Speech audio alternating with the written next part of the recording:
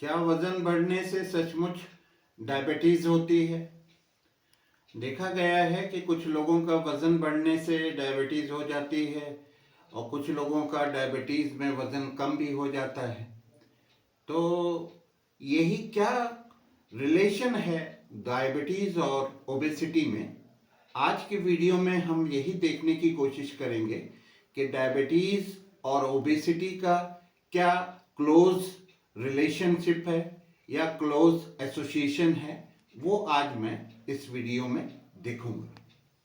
नमस्कार, मैं doctor Meher Abbas, consultant cardiologist, RB memorial multi speciality hospital और आपका अपना डायबिटिक रिवर्सल कोच।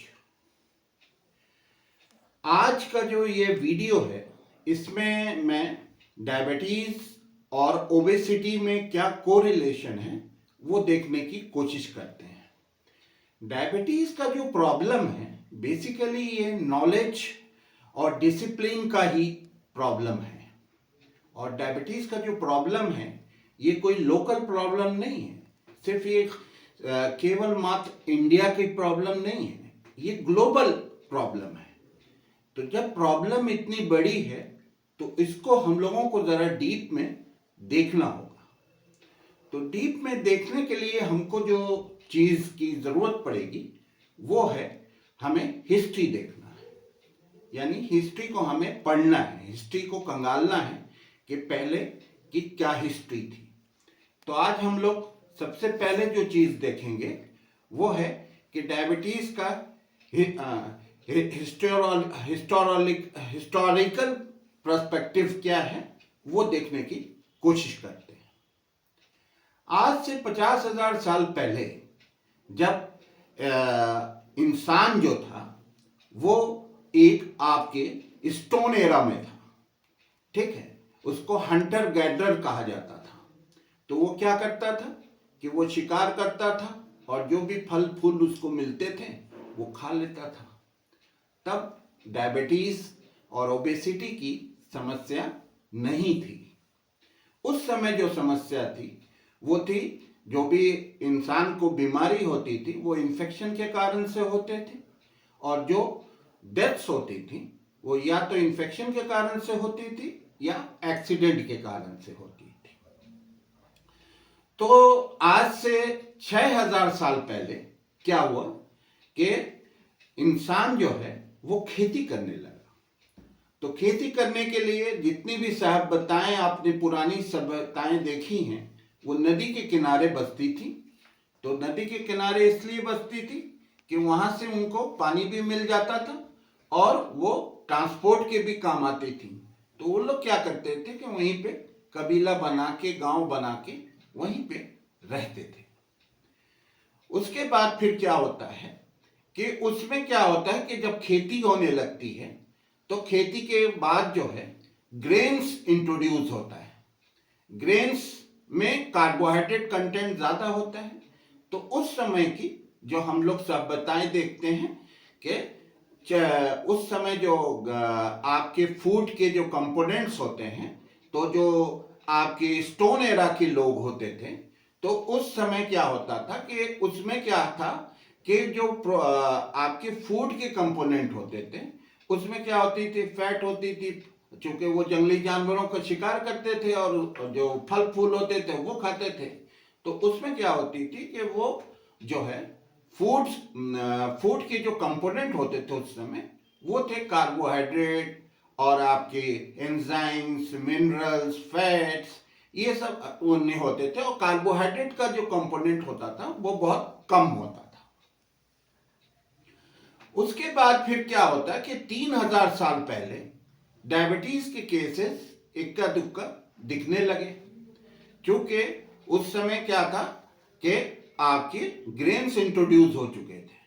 तो जब ग्रेन्स इंट्रोड्यूस हो गए तो ग्रेन्स में फूड का जो कंपोनेंट होता है ग्रेन्स के अंदर, वो कार्बोहाइड्रेट ज़्यादा होता है, तो वो होना शुरू होता गया।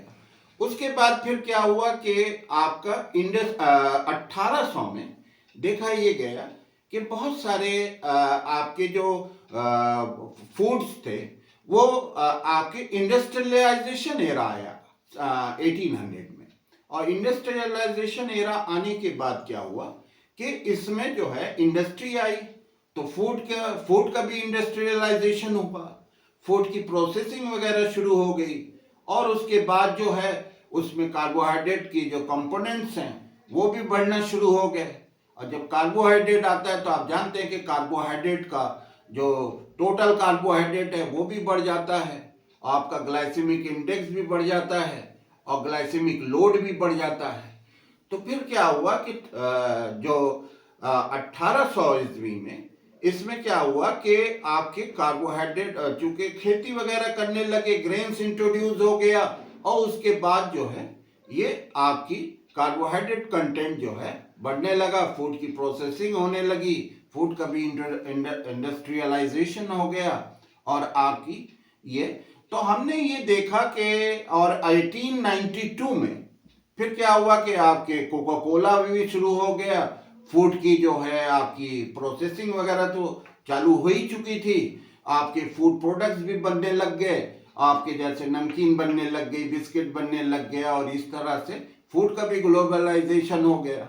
और उसके बाद क्या हुआ कि जब फूड का ग्लोबलाइजेशन हुआ तो जो फूड आज हम अमेरिका में खाते हैं वही फूड आपको इंडिया में भी मिल जाता है, जो हम चाइना में खाते हैं वो भी इंडिया में मिल जाता है, और जो भी आप अफ्रीका में खाते हैं वो भी आप इंडिया में वो फूड मिल जाता है। तो उसके बाद क्या हुआ कि मतलब यानी इन नटशेल फूड का भी ग्लोबलाइजेशन हो गया। तो उसके कारण से क्या हुआ कि फूड जो है ये में आपको कार्बोहाइड्रेट का बहुत ज़्यादा, आपने देखा कि जो कार्बोहाइड्रेट कंटेंट है वो फूड में बढ़ता चला गया, और वो इंसान खाता चला गया, और उसके कारण से डायबिटीज और ओबेसिटी भी एक ग्लोबलाइज्ड फिनोमेना हो गई। तो जब ग्लोबलाइज्ड हो गई तो आज हर जगह आपकी डायबिटीज इंडिया में भी फैल गई, और भारत में भी हो गई, और आपके भारत के बाहर भी हो गई, एफ्लुएंट कंट्रीज में भी हो गई। तो अब हम जो देखेंगे वो देखेंगे कि न्यूट्रिशनल पर्सपेक्टिव क्या रहा। तो न्यूट्रिशनल पर्सपेक्टिव में हमें ये देखा, जो स्टोन एरा में क्या था कि चूंकि वो लोग शिकार करते थे, शिकार करके उसी को खा लेते थे, तो यानी फैट और प्रोटीन का कंटेंट ज़्यादा था, और उसमें एंजाइम्स थी, विटामिन्स थे, ये सारे थे, और कार्बोहाइड्रेट की मात्रा जो थी वो कम थी। तो न्यूट्रिशनल पर्सपेक्टिव में क्या होता है कि हम लोग जो भी खाना खाते हैं तो वो 3 डाइट के प्रिंसिपल्स होते हैं, जो कि जैसे कार्बोहाइड्रेट, प्रोटीन और फैट। तो जब हमारे शरीर में हम लोग प्रोटीन जाती है तो वो क्या होती है, वो आपके फैट अमाइनो एसिड में कन्वर्ट हो जाती है, और जो फैट जाती है वो क्या होती है, वो जो है फैटी एसिड में कन्वर्ट हो जाती है। मगर जो कार्बोहाइड्रेट हम लोग खाते हैं वो क्या होती है, बॉडी के अंदर जाने के बाद वो शुगर में कन्वर्ट हो जाती है। मैं रिपीट करता हूं, इसको आप लोग बहुत ध्यान से सुने। कार्बोहाइड्रेट जब बॉडी के अंदर जाती है तो वो शुगर में कन्वर्ट हो जाती है, मगर प्रोटीन और फैट जो हैं वो शुगर में कन्वर्ट नहीं होती। तो आइए हम लोग समझते हैं। फैट जब हमारे बॉडी में जाती, जब कार्बोहाइड्रेट हमारे बॉडी में जाती है तो वो क्या होती है, वो ब्लड में जाती है। ब्लड में तो ये बहुत आसानी से चली जाती है, मगर ब्लड से सेल के अंदर जाने में ये ऑटोमेटिकली नहीं जा पाती, इसको एक कैरियर की जरूरत होती है, और वो कैरियर जो होता है वो इंसुलिन होता है। तो जब आपके पास इंसुलिन रहेगा तभी इंसुलिन का काम ये होता है कि वो ब्लड से चीनी या शुगर को सेल के अंदर ट्रांसपोर्ट करता है। तो जब आपके बॉडी में इंसुलिन रहेगा तभी वो सेल के अंदर ट्रांसपोर्ट कर पाएगा, और सेल क्या करती है, सेल उस एनर्जी को लेती है, और लेने के बाद जो उसके पास एक्स्ट्रा एनर्जी होती है वो उसको फैट में कन्वर्ट कर लेती है, और उसको जो है डिपॉजिट कर लेती है बॉडी में, एडिपोज टिश्यूज वगैरह में। तो आपने देखा कि इंसुलिन की जरूरी है। दूसरी तरफ जब फैट में क्या होता है कि जब हम लोग ज्यादा कार्बोहाइड्रेट खाते हैं तो क्या होता है, तो आपके ब्लड में ज्यादा कार्बोहाइड्रेट हो जाती है। जब ज्यादा कार्बोहाइड्रेट हो जाती है तो हमको इंसुलिन की जरूरत हो जाती है। तो सेल क्या करता है कि जब उसमें बहुत ज्यादा आपके फैट और शुगर की मात्रा सेल के अंदर हो जाती है, तो सेल क्या करता है कि वो इंसुलिन के प्रति वो रेजिस्टेंस डेवलप कर लेता है। जब इंसुलिन के प्रति वो रेजिस्टेंस डेवलप कर लेता है तो वो अपने दरवाजे को बंद कर लेता है। तो उसमें क्या होती है कि जो सेल के अंदर ग्लूकोज नहीं जा पाती, तो क्या होती है, जो एक्स्ट्रा जो शुगर उसकी रहती है, हमने बताया आपको, तो सेल उसको फैट में कन्वर्ट कर लेता है, वो एडिपोज टिश्यू में जमा होने लगती है और धीरे धीरे ये ओबेसिटी की समस्या स्टार्ट हो जाती है। तो जब आपने ये देख लिया कि इंसुलिन का रहना बहुत जरूरी है, बिना इंसुलिन के सेल के अंदर फैट नहीं जाती। तो जब इंसुलिन रेजिस्टेंस हो जाता है तब क्या होता है, जब इंसुलिन रेजिस्टेंस हो जाएगा तो ब्लड के अंदर हम लोग कार्बोहाइड्रेट ज्यादा खाते हैं। जब कार्बोहाइड्रेट ब्लड के अंदर ज्यादा हो जाएगा तो शुगर की मात्रा ज्यादा हो जाएगी। शुगर जब की मात्रा ज्यादा हो जाएगी तो शुगर जो है वो सेल के अंदर नहीं जा पाती है, तो वो क्या करती है कि ब्लड में घूमती रहती है। उसी समय जब हम ब्लड शुगर की जांच करते हैं तो हमें देखा जाता है कि वो शुगर ज्यादा हो जाती है, तो उसी को हम लोग डायबिटीज कहते हैं। तो डायबिटीज और ओबेसिटी जो है, आपने देखा कि किस तरह से इंटर रिलेटेड है। अब हम इसको थोड़ा सा टाइप 1 और टाइप 2 के प्रोस्पेक्टिव में हम लोग देख लेते हैं कि क्या होती है। तो हम जब भी बात करते हैं डायबिटीज को, हम जब भी कहते हैं डायबिटीज, तो आपको ये समझना चाहिए कि मैं जो है टाइप 2 डायबिटीज के बारे में बात करते हैं, जो कि बहुत कॉमन होती है। 90% जो है वो टाइप 2 डायबिटीज होती है और 10% मात्र जो है वो टाइप 1 डायबिटीज होती है। तो हम देखते हैं टाइप 2 डायबिटीज में क्या होता है। टाइप 2 डायबिटीज में हमने बहुत ज्यादा कार्बोहाइड्रेट लिया तो क्या होगा, ब्लड में हमारे शुगर आई। ब्लड में जब शुगर आई तो वहां पे इंसुलिन रेजिस्टेंस होता है। तो जब इंसुलिन रेजिस्टेंस होता है तो वो सेल के अंदर वो शुगर जाती है। सेल क्या करता है, उसको ज्यादा से ज्यादा फैट में कन्वर्ट करता है। तो हमने देखा ये कि टाइप 2 डायबिटीज में इंसुलिन रहती है, और जब इंसुलिन रहती है तो हमारे ओबेसिटी भी होती है। यानी जब एडिपोज टिश्यू में फैट जमा होता है तो उससे ओबेसिटी बनती है।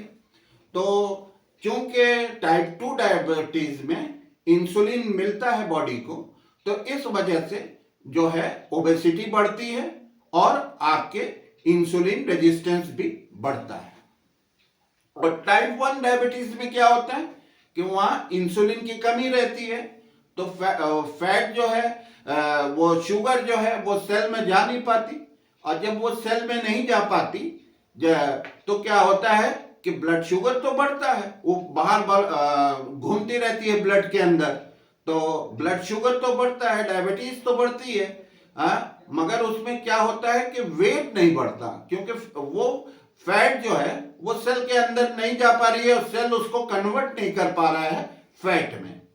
तो आपको एक चीज, एक कोरिलेशन यहां पे समझ में आया कि जब इंसुलिन बढ़ती है तो फैट रेजिस्टेंस होता है और ओबेसिटी होती है। मगर टाइप 1 डायबिटीज में क्या होता है कि वहां पे सिर्फ ब्लड तक जा पाती है शुगर जो है, और वो फैट में कन्वर्ट नहीं हो पाती। इस वजह से टाइप 1 में क्या होता है कि आपकी जो है वेट जो है वो नहीं बढ़ता, वेट कम होता है और आपकी ब्लड शुगर बढ़ जाती है। तो आपको एक सिंपल कोरिलेशन यहां से डिराइव होता है कि इंसुलिन जब बढ़ती है तो आपकी ओबेसिटी बढ़ती है, और इंसुलिन जब कम होती है तो आपकी ओबेसिटी यानी वेट जो है वो कम होता है। तो धीरे धीरे जब ये टाइप 1 में इंसुलिन धीरे धीरे जब एकदम से कम हो जाती है तो वो एकदम से मतलब समझ लीजिए बॉडी के अंदर से इंसुलिन में की कमी हो जाती है। इंसुलिन जो बीटा सेल बनाते हैं पैनक्रियाज के। तो अब हम इसमें आप देख लिया कि क्या फिजियोलॉजिकल कोरिलेशन है और क्या न्यूट्रिशनल का कोरिलेशन है और क्या आपके स्टोन एरा में क्या आपके वो हुआ। हिस्टोरिकल भी मैंने देख लिया, न्यूट्रिशनल भी देख लिया और आपके फिजियोलॉजिकल भी मैंने देख लिया। अब जो चीज जरूरत होती है, जो एक चीज समझ में आती है कि जब बॉडी के अंदर हम लोग की कार्बोहाइड्रेट, ब्लड के अंदर कार्बोहाइड्रेट की वो बढ़ती है, तो हिस्टोरिकली हम देखते हैं कि क्या ऐसा हुआ कि जब कार्बोहाइड्रेट कंटेंट बढ़ा फूड का तो जो है ये आपकी डायबिटीज और ओबेसिटी की समस्या आई। तो अब हम ये देखने की कोशिश करते हैं कि क्या ऐसा हुआ। तो 1800 में 1892 में जब आपके कोका कोला वगैरह आया और आपके ये सारे मतलब कोका कोला आया और उसके बाद जो है ये आपके फास्ट फूड का कॉन्सेप्ट आया, तो उस समय क्या हुआ कि आपके मैकडॉनल्ड, पिज्जा हट और डोमिनोज ये सारे जब आए 1892 में, तो उसमें क्या हुआ कि सारी दुनिया की सरकारों ने, जितनी गवर्नमेंट्स थी, तो उन लोगों ने क्या किया कि लो फैट डाइट को इंडोर्स करना शुरू कर दिया। यानी वो ये प्रोपगेट करने लगे कि लो फैट डाइट जो है इंसान के लिए बहुत बेनिफिशियल है। यानी लो फैट डाइट का जब कॉन्सेप्ट आया तो क्या हुआ कि फैट में, जब भी आपने देखा होगा फैट और प्रोटीन एक साथ रहते हैं, तो जहां लो फैट डाइट का कॉन्सेप्ट आया तो वहां कार्बोहाइड्रेट, बिल्कुल कार्बोहाइड्रेट हो गया। तो लोग क्या किए कि कार्बोहाइड्रेट डाइट को लेने लगे, क्योंकि पूरी दुनिया में इसका प्रोपगेशन हो गया, ये इंडोर्समेंट हो गया, सारी सरकारों ने ये इंडोर्स कर दिया कि लो फैट डाइट जो है वो हर इंसान के लिए मुफीद है। तो अब क्या हुआ कि जब ये सारे लोग जो है कार्बोहाइड्रेट के तरफ माइल हो गए और कार्बोहाइड्रेट का ज्यादा से ज्यादा लोग सेवन करने लगे और फैट को अपने जीवन शैली से बिल्कुल हटाने की कोशिश करने लग गए, तो फिर क्या हुआ, तो कंपनियों ने भी देखा, इंडस्ट्रीज ने भी देखा कि ये तो कार्बोहाइड्रेट का ट्रेंड बन गया, तो वो लोग भी फूड प्रोडक्ट कार्बोहाइड्रेट के ज्यादा बनाने लगे। और ये जो आप फास्ट फूड का भी कॉन्सेप्ट तभी का आया हुआ है और लोग जो है वो फास्ट फूड का कंजम्पशन करने लगे और जब कार्बोहाइड्रेट ज्यादा लेने लगे तो इंसुलिन रेजिस्टेंस होने लगा और डायबिटीज और ओबेसिटी जो थी वो पीक पे एकदम पहुंच गई। तो उसके बाद जो चीजें सामने आई कि आपके डायबिटीज और obesity by leaps and bounds बढ़ गई। तो इसको हम लोग एक एग्जाम्पल से समझते हैं। जैसे लो फैट डाइट जो होती है वो होती, लो फैट डाइट में हम लोग पोहे को देखते हैं। पोहे में क्या होता है कि बिल्कुल उसमें फैट और प्रोटीन नहीं होती, सिर्फ कार्बोहाइड्रेट होता है और उसमें उसका कार्बोहाइड्रेट कंटेंट जो होता है वो 80% होता है और वो उसमें उसका जो उसका जो ग्लाइसेमिक इंडेक्स है वो भी बहुत ज्यादा होता है और उसका जो ग्लाइसेमिक लोड है वो भी बहुत ज्यादा होता है। तो उसके बाद जो है हम लोग एक उसको लो कार्बोहाइड्रेट, जब हम लोग कार्बोहाइड्रेट को रिस्ट्रिक्ट करते हैं उसका भी एक एग्जाम्पल हम लोग देख लेते हैं। जैसे एक है, एक में खाली आपके प्रोटीन है और फैट है, बिल्कुल कार्बोहाइड्रेट नहीं है, और एक का जो ग्लाइसेमिक इंडेक्स है वो भी एकदम 0 के बराबर है और जो आपके उसका ग्लाइसेमिक लोड है वो भी आपके 0 के बराबर है। तो जब फैट को जब इनकॉर्पोरेट हम लोग करते हैं तो हम लोग देखते हैं कि ये डायबिटीज और ओबेसिटी जो है ये कम होती, मगर चूंकि कॉन्सेप्ट ही पूरा बदल गया था और वहां जो है कार्बोहाइड्रेट ही कार्बोहाइड्रेट हो गई, तो ये देखा गया कि जो है लोग जो हैं वो ज़्यादा जो है कार्बोहाइड्रेट का सेवन करने लगे और फिर इंडस्ट्री भी आ गई और ये इस प्रकार से ये देखने लगे। तो हमको इससे निष्कर्ष ये निकला कि आपके जो है ओबेसिटी और डायबिटीज का जो कॉमन ओरिजिन है वो क्या है? Insulin resistance. तो अगर हम इस बात को कायदे से समझ लें कि इंसुलिन रेजिस्टेंस ही एक कॉमन ओरिजिन है आपके डायबिटीज और ओबेसिटी का, तो हमको इसको कंट्रोल करने में आसानी होगी। तो एक बात मैं यहां पे आपसे ये कहूंगा कि नॉलेज को आप स्प्रेड करें और आप RB memorial multi speciality hospital के जो चैनल है उसको, एजुकेशनल चैनल जो हम लोगों ने खोला है उसको जो है आप देखते रहें। आप हमारे स्टूडेंट बने, फॉलोवर बिल्कुल न बनने की कोशिश करें, क्योंकि जब आप स्टूडेंट रहते हैं तो आप सीखने की कोशिश करते हैं। आप जो नई नई चीजें यहां से बताते हैं हम लोग उसको आप सीखें। और जो है बाकी पूरी दुनिया में भी बहुत सारे, हर कंट्रीज में कोई ना कोई एक आदमी होगा जो कि आपके डायबिटीज को रिवर्स करने के पर काम कर रहे हैं। तो आप उनसे भी सीखें पूरी दुनिया में, क्योंकि जब आप सीखते हैं तो आपकी नॉलेज बढ़ती है। आप उस नॉलेज को दूसरे तक पहुंचाएं, दूसरे को आप स्प्रेड करें, और जब दूसरे को आप स्प्रेड करेंगे तो हमारे भारत की जो आवाम है उनकी जागरूकता बढ़ेगी, और जब जागरूकता बढ़ेगी तो आपको जानकारी होगी और आप उससे लड़ सकते हैं, और तभी हम लोग डायबिटीज को जड़ से खत्म कर सकते हैं। भारत से हम लोग डायबिटीज को भगा सकते हैं। तो आप जो है डायबिटीज के जानकारी, और मैं सारे लोगों से का धन्यवाद भी करूंगा जो लोग अपने बाहर के देशों में, जो बाहर की कंट्रीज में डायबिटीज के ऊपर बहुत सारे लोग हैं जो काम कर रहे हैं, उनका मैं धन्यवाद भी करूंगा।